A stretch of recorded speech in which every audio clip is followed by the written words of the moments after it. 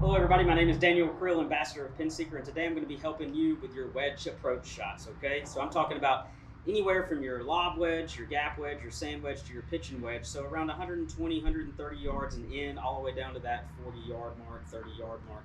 So the techniques that I'm going to be helping you with and demonstrating to you today are going to apply to all these shots, okay? And what this is going to do is give you more looks at birdie, more looks at par saves, and just ultimately lower that score for you. So let's hop on the simulator and let me demonstrate.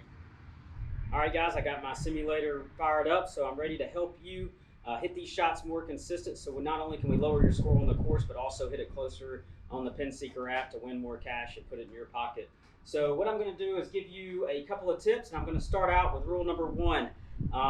When you have these wedges in your hands, you need to know how far you max out or carry these wedges. Once you know that, you'll know on the course to never hit a full shot unless you just absolutely have to. So we always try to stay around a 3/4 shot max and less. So anywhere from 3/4 to 40, 50%, okay?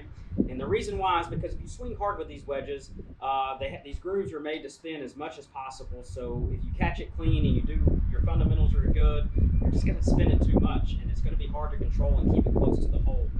Number two is for most of us, when we swing hard, we tend to get a lot of risk through the impact zone. So I'm really flippy down here at the impact zone, which one, is hard to hit straight, and number two, it's hard to control our distances, and we just don't hit it square. So what we do is I want you to swing about 3/4, which is what I'm going to demonstrate today, and you're going to be more consistent staying at that kind of swing speed, okay? And what that's going to do is it's going to help us rotate our body a little bit more and keep our hands in front of the club, okay?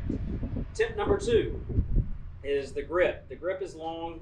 We typically grip it down at the end where the handle of the club, you can see right here, just barely sticks out past my lead hand.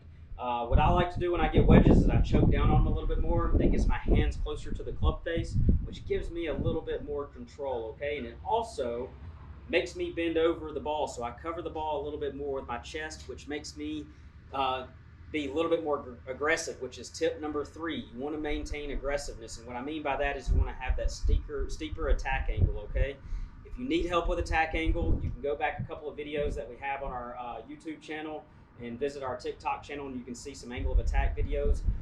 We want to be super aggressive. We want to be coming in fairly steep and make contact with the ball before we hit the low point of our arc.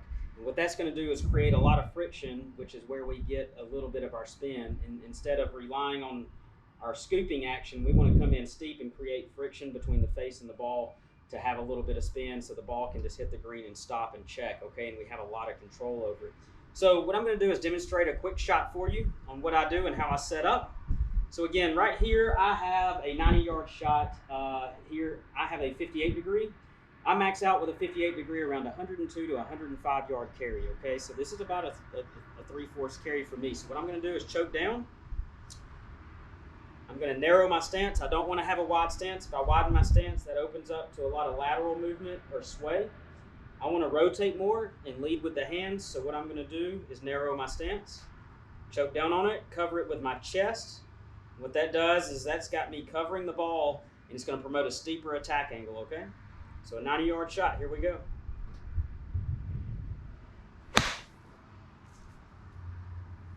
Let's see how that one ends up.